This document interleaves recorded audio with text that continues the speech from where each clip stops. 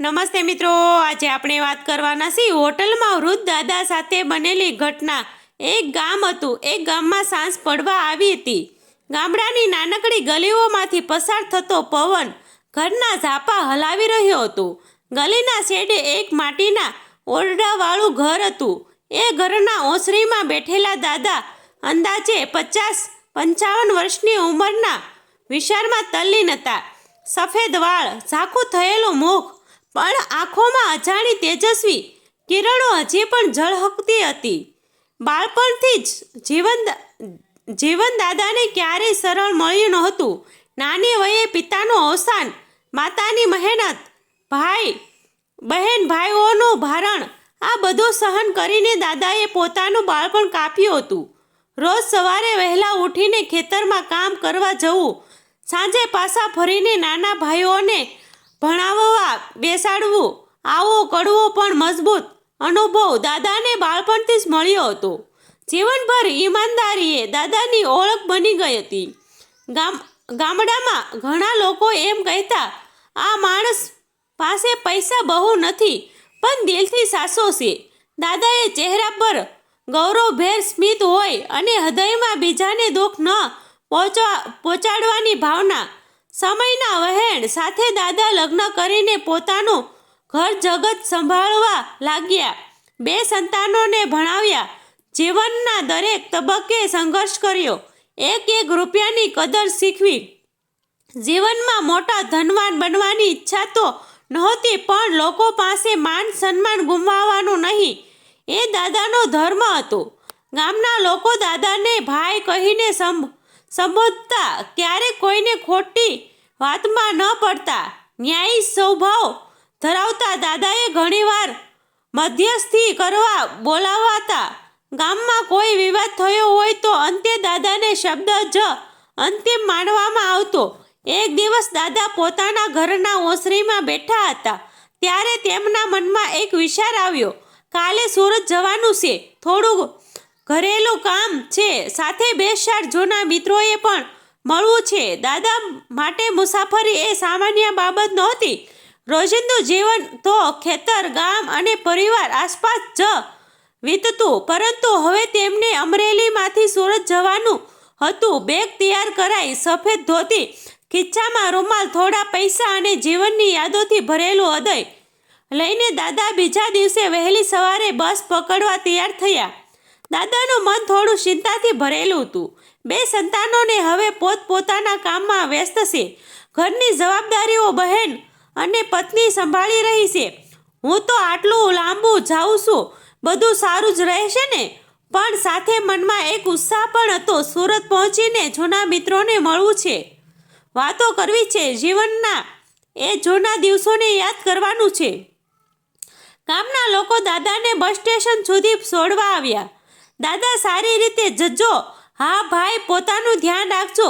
દાદા ધીમે સ્મિત કરીને બધાને આશીર્વાદ આપતા બોલ્યા, ચિંતા ન કરો, સારા હૈયાવાળા માણસને ભગવાન હંમેશા સહારો આપે છે। અને એમ દાદાની સુરત તરફની મુસાફરી યાત્રા શરૂ થઈ। સવારનું વાતાવરણ, આકાશ થોડું ધુમ્મસથી ભરેલું, છતાં પંખીઓ કલરવથી ગામડી તાગી રહ્યું હતું। બસ સ્ટેશન પર હલચલ હતી। લોકો પોતાના થેલા, બેગ, ટિફિન લઈને ઊભા હતા। ચા નાસ્તાના સ્ટોર ઉપર ગરમ ગરમ ભજીયા તળાઈ રહ્યા હતા। એ સુગંધ ખાતા સ્ટેશનમાં ફેલાઈ રહી હતી। દાદા ધીમે પગે સ્ટેશન પર પહોંચ્યા। સફેદ ધોતી ઉપર પાતળી શર્ટ, ખભા પર નાનકડું ધોળું, હાથમાં એક પાણીની બોટલ, વ્યસ્તતા છતાં ચાલમાં એક ગૌરવ હતો। લોકો તેમને ઓળખી જતા, આ તો આપણા ગામના દાદા છે, બસ આવી। કંડક્ટરે અવાજ કર્યો, સુરત, ચલો ભાઈ ચલો, બેઠકો ભરો। દાદાએ પોતાનું ટિકિટ કઢાવી અને બસમાં ચડ્યા। અંદર પહેલેથી જ ભીડ હતી, પરંતુ દાદાને આગળથી બાજુમાં એક ખાલી બેઠક મળી ગઈ। બાજુમાં બેઠેલો યુવાન તેના મોબાઈલમાં વ્યસ્ત હતો। દાદા બેસી ગયા, બેગ પગ નીચે મૂકી, બસ ધીમે ધીમે આગળ વધી। ગામની બહાર નીકળતા જ ખેતરનું દ્રશ્ય શરૂ થયું। લીલાછમ ખેતરોમાં ખેડૂતો કામ કરતા દેખાતા। ક્યાંક ગાય બળદ ચરતા, ક્યાંક બાળકો નાનામાં કૂદાકૂદી કરતા નાના ખીચડી પાસે બેઠા હતા. પવનનો ઝોકો ચહેરા પર લાગતા એમના મનમાં બાળપણના દ્રશ્યો તરબોળ થઈ ગયા. ક્યારેક હું પણ આવા ખેતરોમાં દોડ્યો હતો, વરસાદની બૂંદો પડતા માટીની સુગંધ માણી હતી. આજે બધું જ બદલાઈ ગયું છે, પણ સ્મિત તો ક્યારેય જૂની થતી નથી. આ દરમિયાન બાજુમાં બેઠેલો યુવાન ફોનમાં વાત કરવા લાગ્યો. હા, હું સુરત આવી રહ્યો છું. કામ પૂરું થાય તો રાત્રે પરત જઈશ. દાદાએ સ્મિત સાથે પૂછ્યું, બાબા, આજકાલ તમે લોકો બહુ ફોનમાં જ કરી નાખો છો. અમે ક્યારેય યુવાન હતા ત્યારે ચિઠ્ઠી લખવી એ જ મોટી વાત હતી. યુવાને દાદાની તરફ જોયું, થોડું સ્મિત કર્યું. હા કાકા, સમય બદલાયો છે. હવે બધું ઝડપથી થાય છે. દાદાએ ફરી ખિડકીથી બહાર નજર કરી. બસ રસ્તે દોડતી રહી. ક્યારેક હાઈવે ને ઢાબા, ક્યારેક નાનકડા ગામમાં પસાર થવા લાગ્યા. દાદા બસમાં બેઠા બેઠા પોતાના જીવન વિશે વિચારી રહ્યા હતા. આજે પૈસા હાથમાં છે, ખીચ્ચામાં સાચવીને રાખ્યા છે. એ સાચવવાનું જ કામ મોટું છે. એક એક રૂપિયો કમાવામાં કેટલી મહેનત કરવી પડે છે. હવે એ પૈસા બિનજરૂરી રીતે ખર્ચાય તો દુઃખ થશે, પણ મનમાં શાંતિ છે. ઈમાનદારીની કમાયા છે તો ભગવાન હંમેશા સાથ આપશે. થોડી વાર પછી બસ એક મોટા ઢાબા પાસે રોકાઈ. ડ્રાઈવરે ઘોષણા કરી, 15 મિનિટ રોકાણ. જે ભાઈઓને શા નાસ્તો કરવો હોય તે કરી લો. લોકો ઉતરી પડ્યા. કોઈ ચા લેવા ગયો, કોઈ પાણીની બોટલ. દાદા હળવા સ્મિત સાથે બેઠા રહ્યા. મનમાં વિચાર આવ્યો, અહીં નહીં, આગળ જમવું સારું. સુરત જવાનું છે, લાંબુ મુસાફરી છે. રસ્તામાં એક સારી હોટલ જોઈને જમવું. બસ ફરી આગળ વધી. લોકોના અવાજો ધીમા થતા ગયા. કેટલાક મુસાફરો ઊંઘી ગયા. દાદા પણ ખિડકીનો ખાસે માથું ટેકીને વિચારમાં તલ્લીન થઈ ગયા. જીવનની અનેક યાદો ફરી મનમાં ઝીલાઈ. અંદાજે બપોરનો સમય થવા લાગ્યો. દાદાને ભૂખ લાગવા લાગી. ખિસ્સામાંથી રૂમાલ કાઢીને ચહેરો પહોંચ્યો. મનમાં વિચાર્યું, હવે આગળ જ્યાં બસ રોકાશે ત્યાં જમવું જ પડશે. બસ હાઈવે પર દોડતી હતી. થોડા સમય પછી બસ ડ્રાઈવરે ફરી અવાજ કર્યો, ભાઈઓ, અહીં એક મોટી હોટલ છે, અડધો કલાક રોકાણ છે. જે ભાઈ જમવું ઈચ્છા હોય તેઓ જમી લો. બસ હોટલ પાસે અટકી. લોકો ઉતરી પડ્યા. દાદા ધીમે ધીમે બસમાંથી નીચે ઉતર્યા. સામે મોટી હોટલ દેખાતી હતી. ચમકદાર બોર્ડ, અંદર ટેબલો, કાઉન્ટર ઉપર લોકોની આવજાવ. દાદા પ્યાર અને ભૂખથી થાકી ગયા હતા. મનમાં વિચાર્યું, હવે અહીં જમવું જ સારું, અને દાદા હોટલમાં પ્રવેશ્યા. હોટલનું બારણું ખોલતા જ દાદાના ચહેરા પર ગરમ વાસનો ઝોકો આવ્યો. અંદર લોકોની આવજાવ, થાળીઓનો અવાજો, રસોડાની ધમાલ. સૌને જોઈને દાદા લાગ્યું કે આ હોટલ રસ્તાની ઘણી મોટી હશે. દિવાલો પર રંગીન પોસ્ટરો, ઉપર પંખા જોરથી ફૂંકાઈ રહ્યા હતા. કાઉન્ટર પાસે ઊભેલો માલિક કડક નજરે બધાને જોતો હતો. દાદાએ આસપાસ નજર કરી. મધ્યમાં કેટલાક લાકડાના ટેબલો પંખા નીચે ગોઠવેલા હતા. બાજુમાં કુટુંબો બેઠું હતું. પતિ પત્ની અને 2 બાળકો હસતા રમતા જમતા હતા.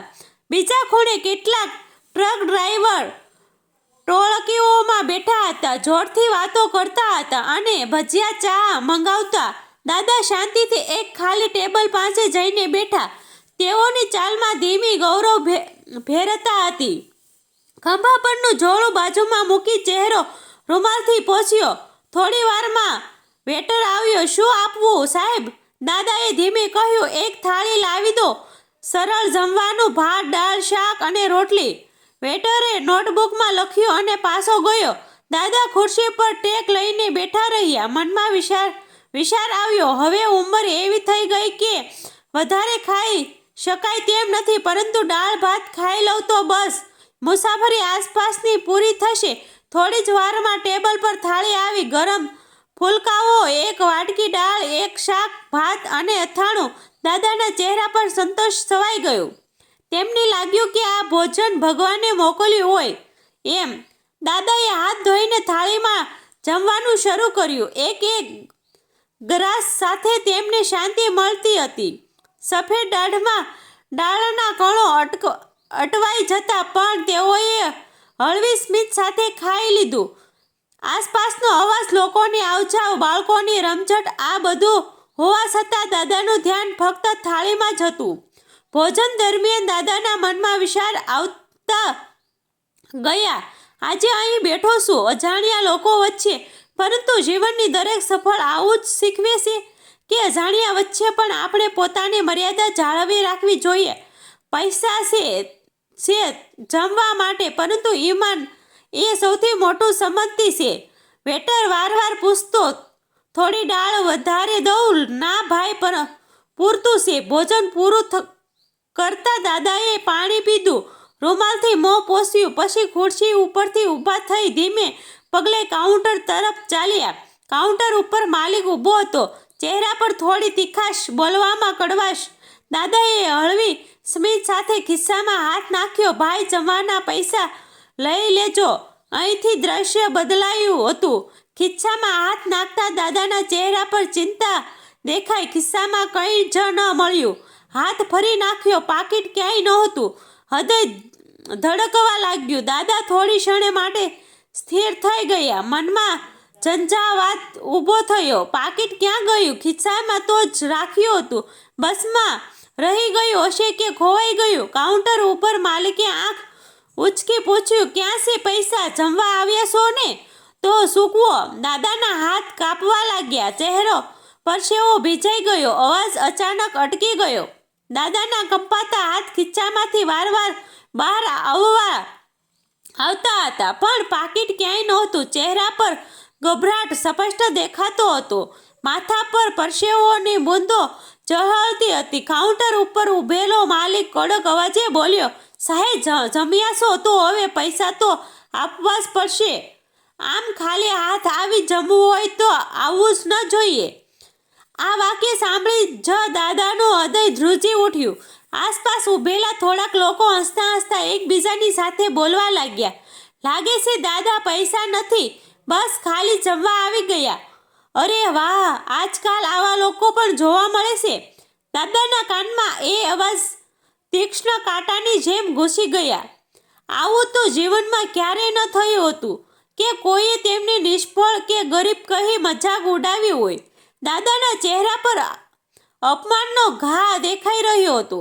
તેમણે ધીમા અવાજે કહ્યું, ભાઈ, પૈસા તો મારા ખિસ્સામાં જ હતા. બસમાં ઉતરતા પહેલા જોયા હતા.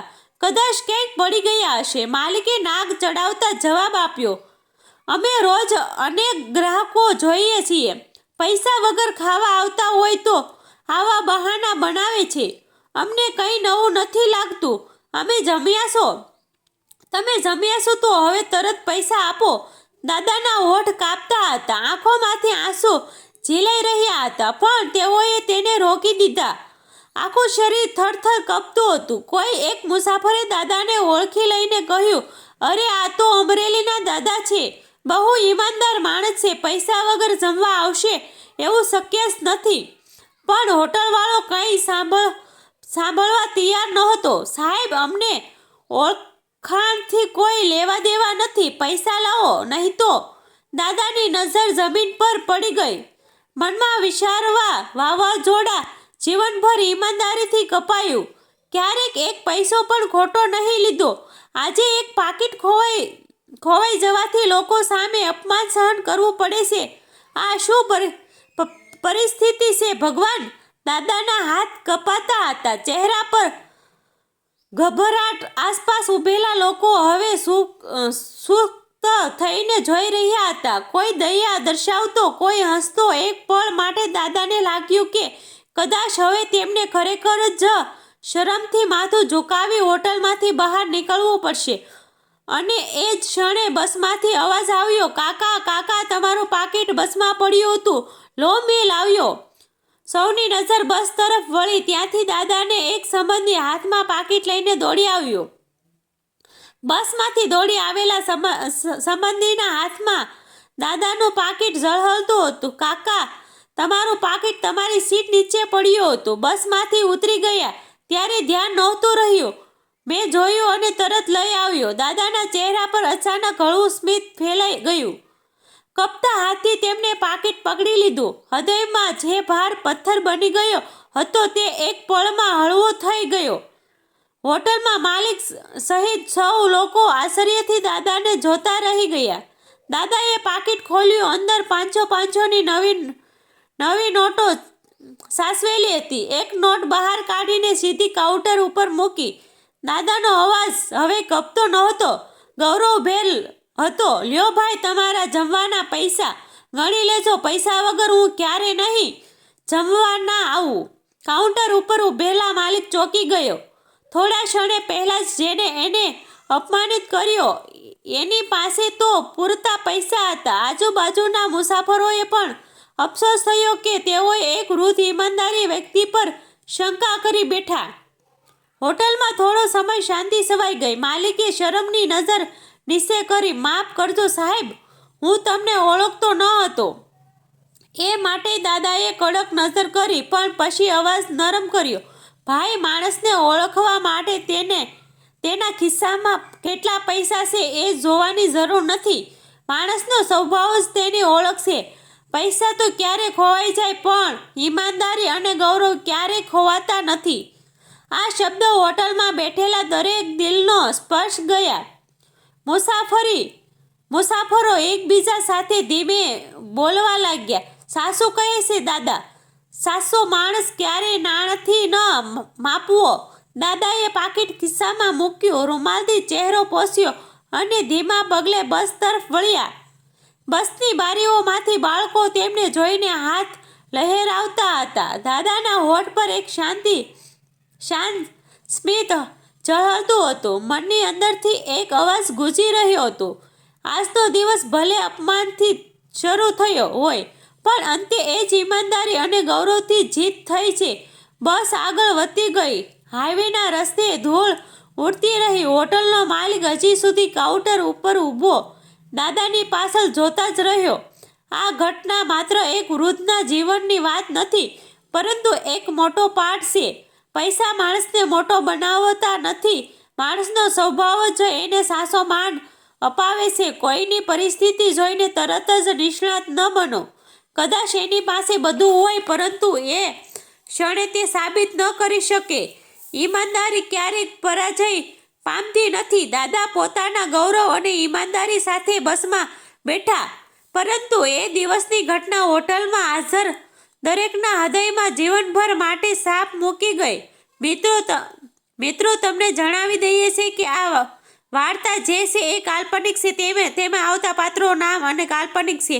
આભાર મિત્રો. ગમે તો શેર